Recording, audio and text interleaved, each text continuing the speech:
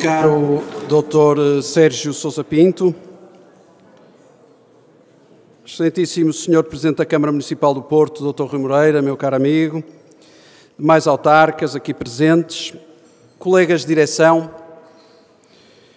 senhores representantes das entidades civis, militares e religiosas aqui presentes, caros senhores associados, caros convidados, gostaria de felicitar e agradecer a presença de todos nesta reunião magna da mais antiga Associação Empresarial Portuguesa. Na noite em que iniciamos mais um mandato, saúdo os meus colegas de direção, de forma muito particular, o Vasco Moura Ramos, que hoje inicia funções como diretor da Associação Comercial do Porto. É um gosto merecer, Vasco, o teu contributo cívico, na certeza de que irás emprestar o teu saber, a tua competência e o teu empenho nas causas que dizem respeito ao Porto, à região e ao país. Bem-vindo, Vasco, e muito obrigado. Aos restantes diretores, manifesto a minha gratidão por prosseguirmos unidos nesta missão de representar e fazer progredir, como dizia, e fazer progredir uma instituição com uma função única no associativismo empresarial português, mas certamente com um papel relevante a desempenhar no presente e no futuro do país. Permitam-me, aliás, neste contexto, recordar o professor Francisco Laranjo, cujo lugar na direção é hoje formalmente ocupado, mas que permanecerá para sempre presente nas nossas memórias e vivo através dos seus ensinamentos e do legado que transmitiu a esta associação. Peço uma salva de palmas, se faz favor.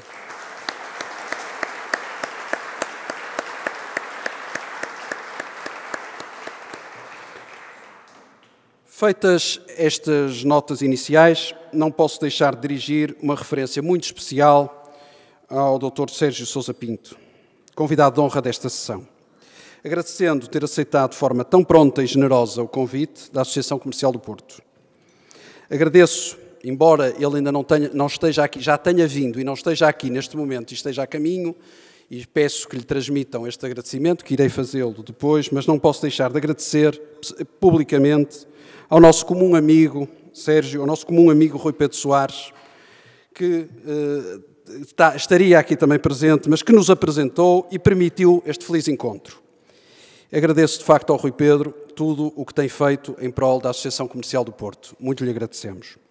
Ao Sérgio Sousa Pinto, enalteço ainda o facto de ser um cultor da liberdade de expressão e uma voz desprendida, inconformada e genuinamente preocupada com a qualidade da democracia em Portugal. Este mérito não é pequeno nos tempos que correm, caracterizados, por um lado, pelo enfraquecimento das instituições democráticas e a consequente perda da confiança dos cidadãos na sua eficácia.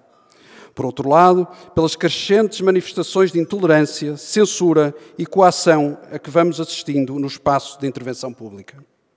Sobre esta matéria, vivemos num verdadeiro paradoxo, em que, apesar de dispormos de uma liberdade formal sem precedentes, assistimos também a fenómenos estruturais de compressão dessas liberdades, como a cultura do cancelamento, da desinformação pelos mídia, o populismo, o desprezo pelos factos e pela história, a aversão ao debate e confronto de ideias.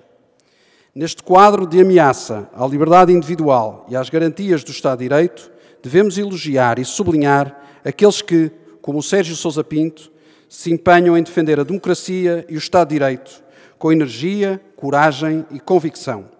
Por isso, muito nos honra a tua presença nesta noite e é um gosto receber-te no Senado do Porto. Caros associados, dos aspectos já referidos, o descrédito nas instituições democráticas e, em particular, daquelas que estão na esfera da intervenção do Estado, merece particular atenção. Porque este é o sintoma mais visível de que, quase 50 anos envolvidos sob a Revolução de Abril, a sociedade portuguesa sente que os decisores políticos não estiveram à altura das responsabilidades que lhes foram outorgadas.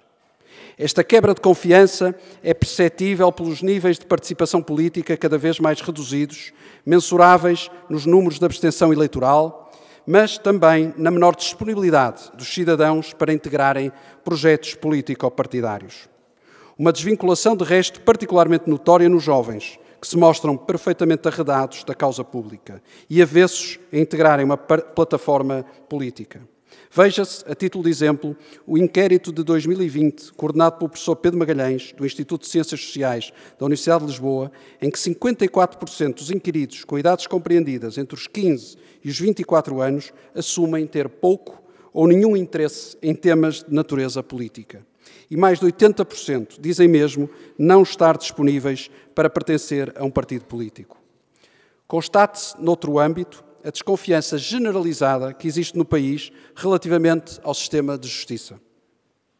Aquele que é um pilar fundamental do Estado de Direito apresenta-se aos olhos do cidadão médio como uma estrutura anárquica e perversa, onde coabitam a falta de acesso e resposta, a absurda morosidade das decisões penais, o enredo processual ou as sucessivas fugas de informação e violações do segredo de justiça. Um quadro perfeito para que se construa a percepção, nem sempre errada, infelizmente, de que existe uma justiça desigual que diferencia pobres e ricos. A mesma discrepância e disfuncionalidade pode ser referida no acesso à saúde ou na qualidade do ensino, cujos sistemas públicos são cada vez mais destinados àqueles que não têm mesmo outra opção. Na ausência de resposta por parte das instituições tradicionais, os cidadãos procuram as alternativas. Este foi o estado a que chegou a nossa democracia nos últimos 50 anos e que deveria merecer uma reflexão séria dos nossos líderes e decisores políticos. Compreendermos onde estamos a falhar, por que estamos a falhar e o que é necessário para corrigir a marcha, conferindo assim integridade à ação política e credibilidade às instituições. Na prática, infelizmente, o que vemos é o oposto desta realidade. Todos os dias somos confrontados com o vazio e a inconsequência dos discursos, com a atitude negligente na condução dos processos, com a exclusiva gestão das circunstâncias e dos efeitos de curto prazo e com a fuga apressada às responsabilidades. Veja-se o degradante exemplo protagonizado com o relatório da Comissão Parlamentar de Inquérito à TAP, o que deveria ser uma manifestação de escrutínio séria e consequente em relação a um governo que soterrou 3,2 mil milhões de euros numa companhia aérea, tornou-se num infantil e patético manifesto de ocultação dos factos apresentados nas audições parlamentares. Ou veja-se ainda o caso recente do memorial às vítimas dos trágicos incêndios de 2017 em Pedrógão Grande, cuja inauguração não mereceu uma visita oficial de nenhum dos titulares dos órgãos de soberania, tornando meramente circunstanciais e hipócritas os discursos e as promessas então proferidas às populações locais. No jargão corrente, talvez coisas destas sejam vistas como apenas mais um casinho mediático, sem grande importância. Mas reduzir estes episódios à caricatura, ignorando os seus efeitos reais e a erosão que provoca na relação dos cidadãos com as instituições, é dar combustível à indignação. E cuidar mal, diria mesmo, muito mal, da qualidade da nossa democracia. De nada serve agitar taticamente o papão do extremismo quando a moeda de troca para o cidadão é, por um lado, a ausência ou negação de resposta, por outro, a desvalorização das consequências e a fuga às responsabilidades. Pelo contrário, é precisamente este o padrão de atuação que favorece o descrédito dos partidos tradicionais, a polarização ideológica e a transferência dos eleitores moderados para o voto de protesto. O extremismo é a consequência e não a causa desta falência do sistema. Caros sócios e convidados, não se pense que só os representantes políticos ou públicos estão a contribuir para a desqualificação do sistema democrático. A chamada sociedade civil e as suas instituições devem ser igualmente responsabilizadas pelos seus atos e omissões, reconhecendo que não têm cumprido cabalmente o papel a que se destinam. Seja porque enfermam dos mesmos vícios que muitas organizações políticas ou porque estão conformadas com o situacionismo em que o país vive. Merecem, por isso, ser interpeladas neste debate e mobilizadas para um exercício de cidadania mais consequente, através do qual se promova um escrutínio sério ao poder político, uma participação social mais alargada e desconcentrada, uma cultura de exigência e de reconhecimento pelo mérito na sociedade portuguesa. Para isso, Devem estar mais disponíveis para o debate e menos fechadas sobre si próprias. Devem ser capazes de produzir pensamento crítico que seja útil aos cidadãos. Devem erguer uma voz firme e independente do poder político. O país carece deste sobressalto cívico, de novos protagonistas que quebrem com o estado de letargia a que chegamos e introduzam novas abordagens à política e à defesa das causas sociais. Vozes como a do Sérgio Sousa Pinto e a dos muitos outros que não cedem à demagogia e à popularidade fácil, que exigem mais de si próprios e não desistem de formar um país diferente, mais justo e mais próspero. Precisamos também de mais país real no nosso espaço público, de perspectivas que reflitam a diversidade do nosso território e as necessidades das populações que habitam fora das grandes áreas metropolitanas, cortando com a visão macrocéfala que prevalece em Portugal. Para isso, é necessário que a comunicação social desempenhe um papel distinto daquele que tem cumprido, ouvindo as comunidades, ampliando novas vozes, promovendo uma agenda informativa mais heterogénea. Credibilizar as instituições democráticas, romper com a letargia vigente na sociedade civil e promover um país mais coeso são, seguramente, objetivos que justificam o nosso empenho.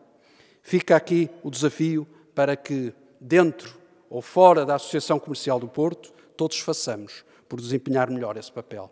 Muito obrigado pela presença.